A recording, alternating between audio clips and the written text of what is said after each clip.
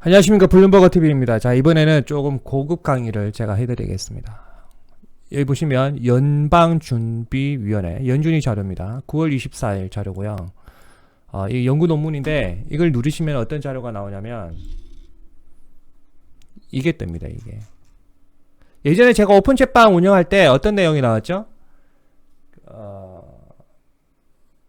신사회주의 그런 부분 제가 강의를 했잖아요. 그리고 필립스 곡선이 말을 안 듣는다, 그 부분 다 짚어드렸죠. 그게 왜 그럴 수밖에 없는지 제가 알려드릴게요. 다 의도된 거예요. 자, 첫 번째 이렇게 쭉 나와 있죠. 워싱턴 DC 돼 있고 연준위 자료입니다.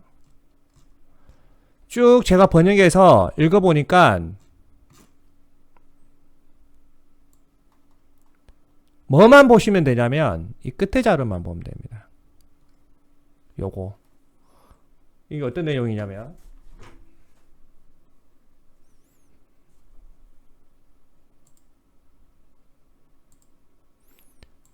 빨간 색깔 되네. 여기 보시면 지금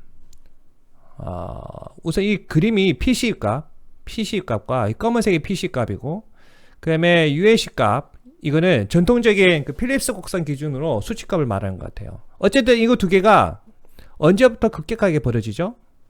우선은 1980년 대략 이때부터 이 갭차가 계속 늘어나잖아요.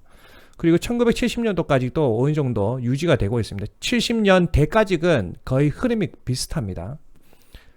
그리고 갭차가 계속 벌어진다. 즉 필립스 곡선이 말을 안 듣고 있다. 언제부터? 과거에도 그랬다. 과거에도 1970년 케인즈 학파가 1930년대부터 나타나기 시작해서 1970년대까지 말을 들었어요. 근데 1970년대를 지나서 1980년대로 접어들면서 이 갭차가 늘어나면서, 여러분 이게 늘어나고 있죠. 이 갭이 이게 늘어나면서 필립스 곡선이 말을 안 듣고 있다. 필립스 곡선이 적용이 안 되고 있다. 그러면 이게 왜 그러냐면 1970년대까지는 문명이 그렇게 막 발전하지를 못했습니다. 실제적으로 IT 기술이 그렇게 발전하지 못했단 말이에요. 실제적으로 컴퓨터가 들어온 거는 제가 77년생이니까 제가 꼬맹이 때 대략 한 중학교 때, 그러면은 대략 한 85년에서 90년대 일반인들은, 그것도 좀 사는 집에서는 그 컴퓨터란 걸 볼 수가 있었어요.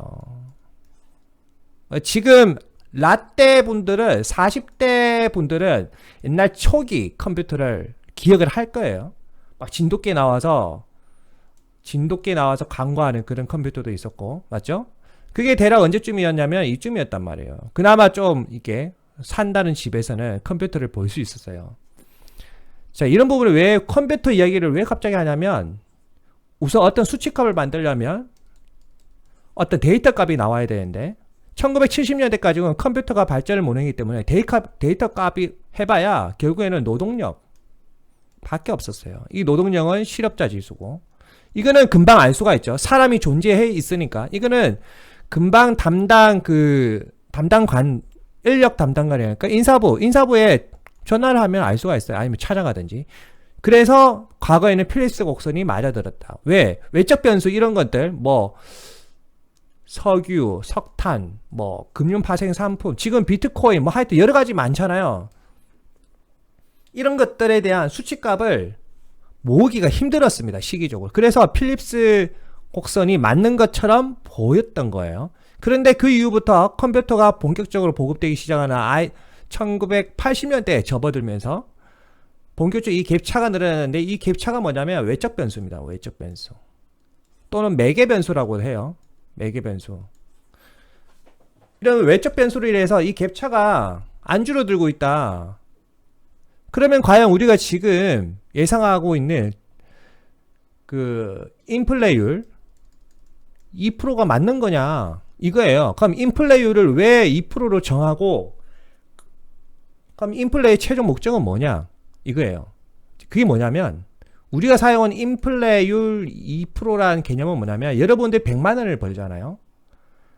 100만 원이 인컴이 됐어. 그러면 여러분들은 정확하게 얼마를 쓰기를, 이론적으로는 얼마를 쓰기를 원하냐면 98만 원을 쓰기를 원해요. 98만 원을. 98만 원을 제가 창을 열어서 한번 보여드릴게요.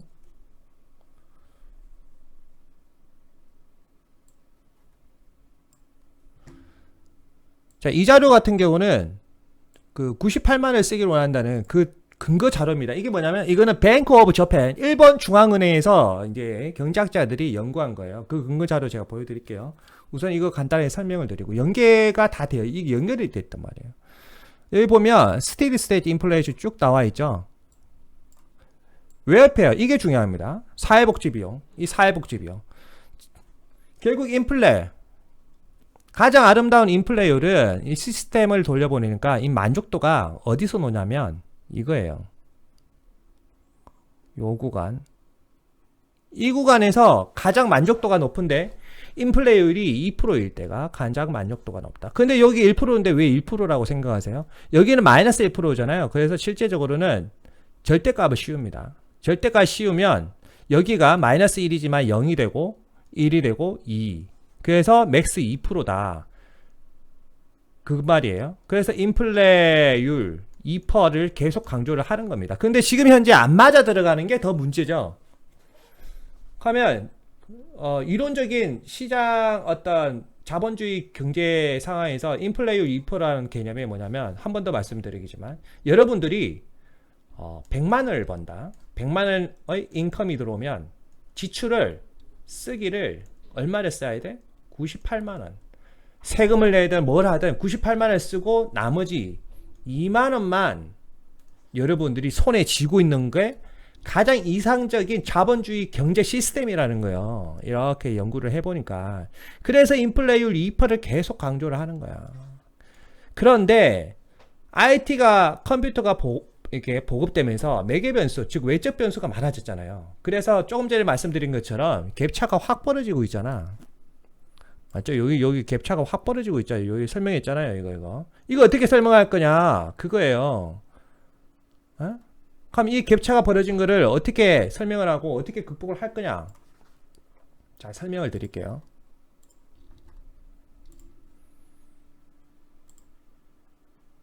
핵심은 인간의 행복함. 인간은 자본주의 상황에서 우리는 자본주의에 다 살고 있잖아요. 자본주의 시대에서 인플레이율 2%가 가장 행복한데 100만 원을 벌고 인컴이 100만 원, 지출이 98만 원일 때 인간은 가장 행복감을 느낀다. 이게 인플레이율 2%다. 이해가 되시죠? 그런데 지금 이게 안 맞아 떨어지고 있잖아요. 안 맞아 떨어지고 있다. 왜? 매개 변수 IT 때문에.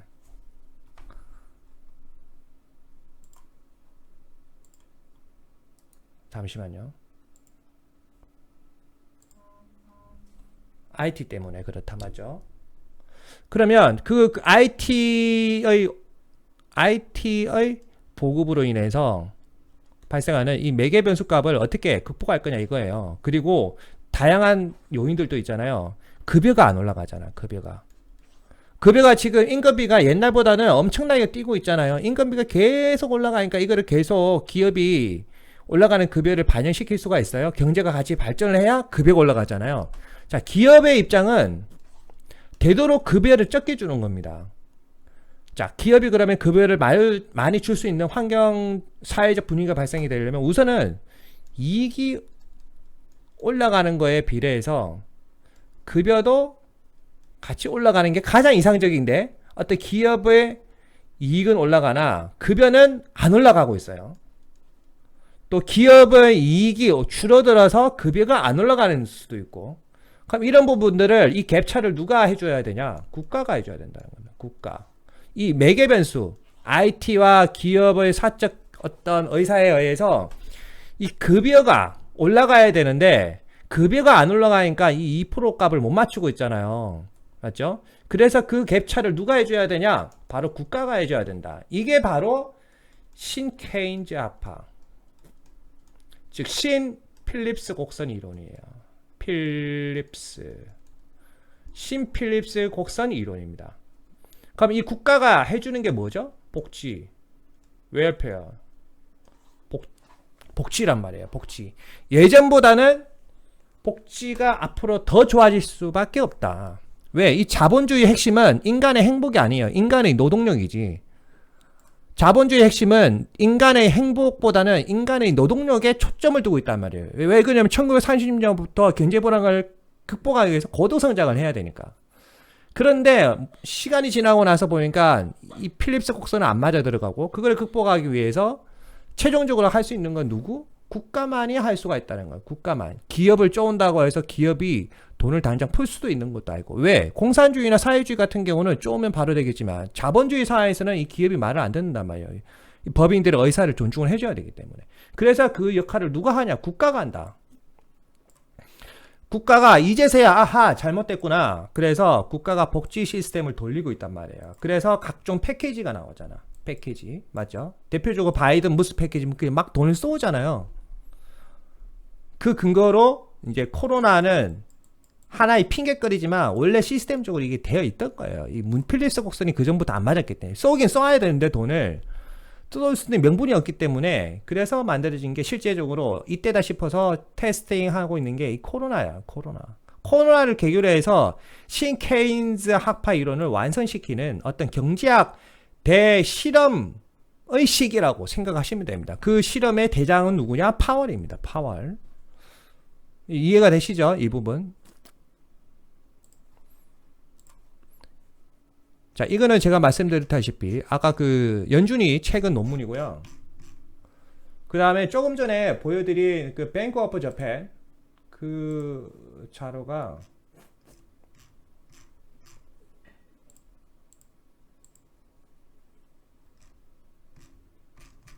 그거는 다음에 제가 한번 보여드릴게요. 뱅크 오브 저펜 거는. 자, 그 다음에 자, 이게 필립스 곡선의 기본 툴이에요.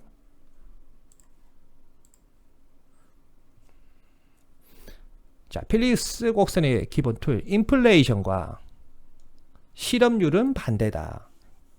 실업률이 적다는 것은 돈을 벌고 있다는 거예요. 돈을 벌고. 실업률이 3%가 되면 물가는 올라가야 된다. 그런데 실업률이 여러 가지 상황이 있잖아요. 실업률이 높은데도 물가가 올라가는 경우도 있죠. 이렇게 여기에 수렴하는 경우도 있죠. 어떨 때? 스태그플레이션일 때. 맞죠? 스태그플레이션일 때. 그리고 반대의 경우도 있죠. 실업률이 낮으면 물가가 올라가야 되는데 오히려 물가가 떨어져. 언제? 이건 언제였죠? 초호황 때.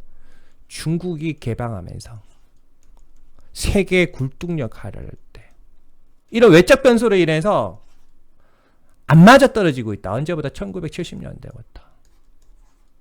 맞죠? 그러면 1970년부터 실제적으로 정확하게는 1930년대부터 대공황으로 인해서 노동집약 사업을 했는데, 중국이 개방하는 1970년대부터 어떤 사태가 벌어지냐면 글로벌화. 이거를 위해서, 글로벌화를 하기 위해서는 소비를 촉진해야 되고 물가가 낮아야 된다. 맞죠? 이거를 하기 위해서는, 소비를 촉진을 하기 위해서는 돈을 뿌려야 된다.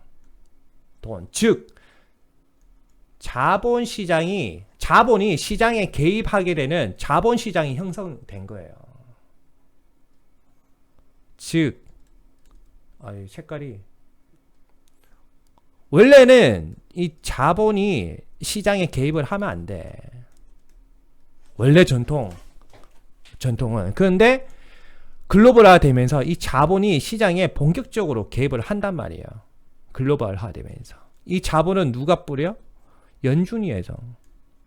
그래서 연준이가 기침 한번 하면 우리나라는 난리가 나는 거예요. 자, 이제는 정리를 제가 해드릴게요. 정리를.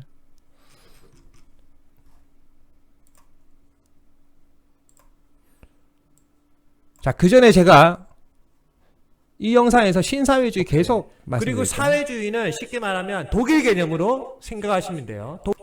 이때 앞으로 모든 최소 OECD 국가는 신사회주의로 갈 수밖에 없다. 그 근거안으로 말씀드렸죠.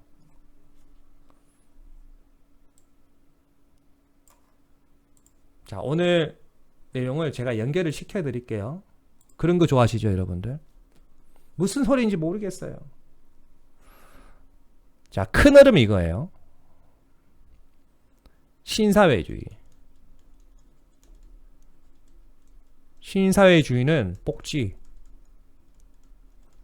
기반으로 한 신사회주의예요. 이 툴 안에 뭐가 있냐면 신 필립스 곡선, 이 사상이 지금 나타났어요. 누가? 파월이. 그래서 그 자료가 9월 24일 날 연준위에서 서로 디베이트 된 그 내용이 조금 전에 제가 보여드렸죠. 그게 이거죠. 이거 누르면은 나와요. 이 신 필립스 곡선의 핵심은 뭐죠? 인건비가, 물가가 올라가면 인건비도 올라가야 되는데 인건비가 안 올라가. 왜? 인건비가 너무 많이 올렸거든. 기업이 올려주고 싶어도 더 이상 올려줄 수가 없어. 소비가 그만큼 촉진이 돼야 되는데 촉진도 안 되고. 왜 소비가 촉진이 안 되죠? 다 늙었으니까. 돈을 짱 박아놔. 소비를 안 하고. 그러니까 인플레이율 2%가 안 맞는 거예요. 이게 2%가 안 맞는 거야. 그리고 이 신 필립스 곡선이 나오게 된 계기가 지금이 아니라 실제적으로 1970년도부터 발생했던 거예요. 그거를 파월은 적용을 하려고 하는 거고. 언제? 지금 하고 있잖아요. 그럼 왜 신 필립스 곡선이 옛날 필립스 곡선과 이게 공식이 안 맞냐? IT 문명의 발달, 그리고 인건비, 대표적으로 인건비 상승, 그리고 기업의 어떤 탐욕이라고 하는 게 맞겠죠. 왜? 인건비를 안 올려주니까. 이 갭차를 채워 넣어야 되는데 그 채워 넣는 주체가 누구죠? 국가. 결국에는 국가가 이 인건비가 안 올라가는 부분을 결국 국가가 채워야 된다. 채워야 한다. 맞죠? 그렇게 해야 전통 필립스 곡선이 완성이 되는 겁니다. 완성. 이 큰 툴이 파월 머리에 들어가 있는 거예요. 파월 머리에. 파월뿐만 아니라 그나마 좀 날고 긴다는 글로벌 어떤 그 사상가라고 해야 될까요? 경제학자라고 해야 될까요? 그런 분들 머릿속에 이게 가득 차 있는 거예요. 결국 가장 쉬운 그 데이터 값으로 가장 쉬운 결과 값으로 만들 수 있는 거는 국가가 돈을 뿌리는 거라니까. 그래서 돈을 미친 듯이 퍼붓는 거예요. 왜? 핵심은 인건비가 안 올라가기 때문에. 이 인건비를 보조를 계속 해주는 거예요. 그럼 이게 지금 코로나가 끝나면 이거 안 해줄 것 같아요? 해줘. 100% 해준다고. 신 필립스 곡선 때문에 100% 코로나하고 상관없이 이게 이제는 앞으로 정체화돼서 계속 어떤 이런 패키지 프로그램이 계속 나옵니다. 계속. 그러면 이게 계속 나오려고 하면 어떻게 되어야 될까요? 국가가 우선 돈이 있어야 돼. 계속 나오려면 국가가 돈이 있어야 돼. 돈. 그러면 이 돈은 어디서 나와요? 세금 뜯는 거죠. 세금을 뜯는 거죠. 대표적으로 가장 쉬운 게 누구죠? 유리통장, 공무원, 셀러리맨, 그 다음에 법인세. 그래서 오늘 강의에 앨런 누님이 뭐라 했습니까? 법인세 1%밖에 안 거쳐요. 힘들어요. 이겁니다. 큰 흐름이 보이시죠? 자, 이 큰 흐름은 결국 뭐야? 제가 계속 말씀드린 신사회주의가 완성이 되는 거예요. 문제는 일반 시민들이나 대중들이 이거를 정확하게 알아버리잖아요. 조금만 일해도 보조금을 줄 거야. 그러면 일을 안 해. 일을 안 해. 이 현상이 나타나요. 공부를 안 해도 국가 보조금이 나와. 공부 왜 해? 이렇게 돼요. 이거는 이제 사회 단점이에요. 이 부분을 꼭 알아야 됩니다. 구독과 좋아요, 알림 설정은 저의 큰 힘을 줍니다. 감사합니다.